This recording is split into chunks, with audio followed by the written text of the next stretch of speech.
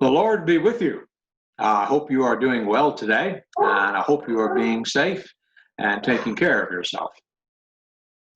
You know, if you had the opportunity in this lifetime, but you certainly will at some point in time in the future, as we all will. But if you had the opportunity to be able to sit down with Jesus and have the conversation with him, uh, what would you talk about?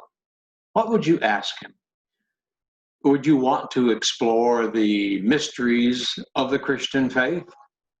Might you want to ask some questions of him about Scripture? You know, some of the Bible verses that we read, we're not always exactly sure about what they mean. For example, you might have some questions about the Beatitudes.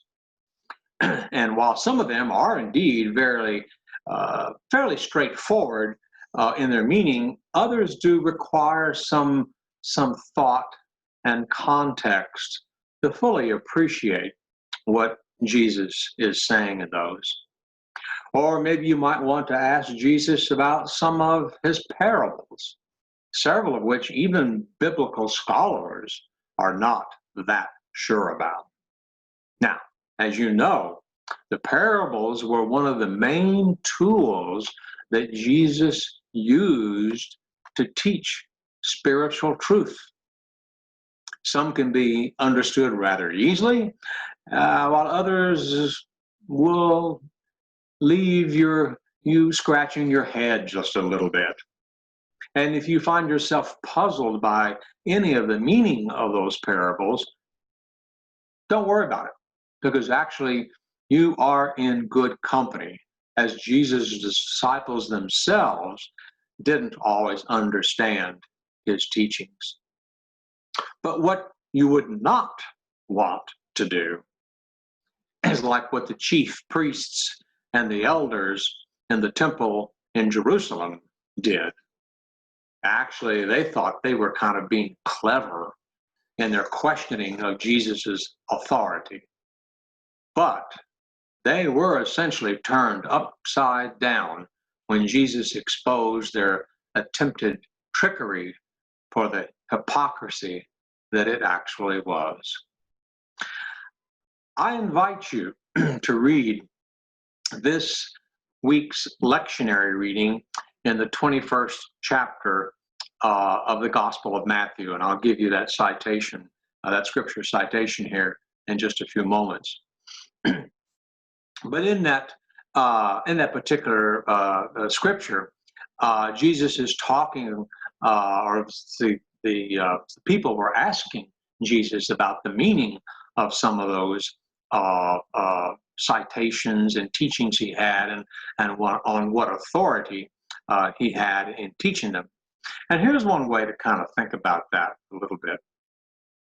Sort of imagine yourself maybe years ago when your kids were little, and you gave them lessons on what was right and what was wrong and things that they should do or not do.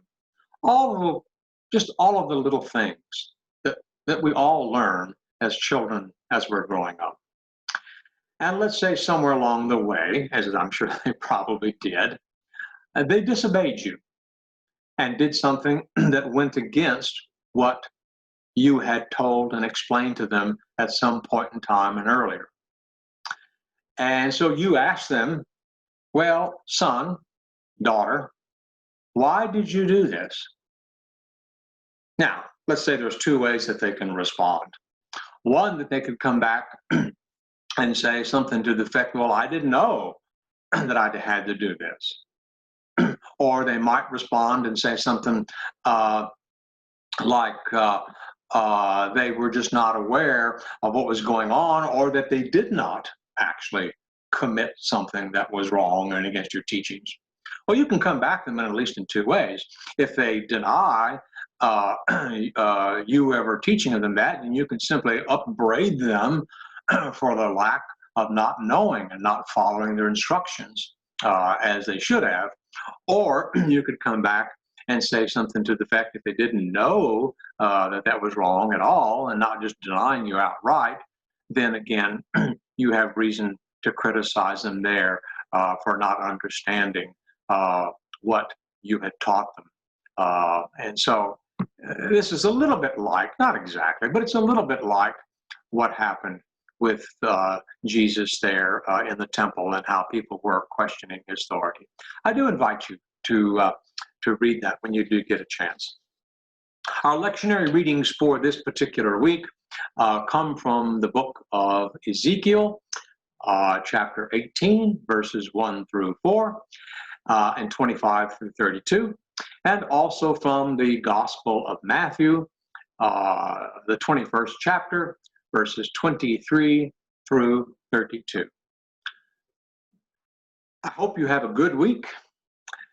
Be safe, be strong, and may God's blessings be with you all the time. Have a great day.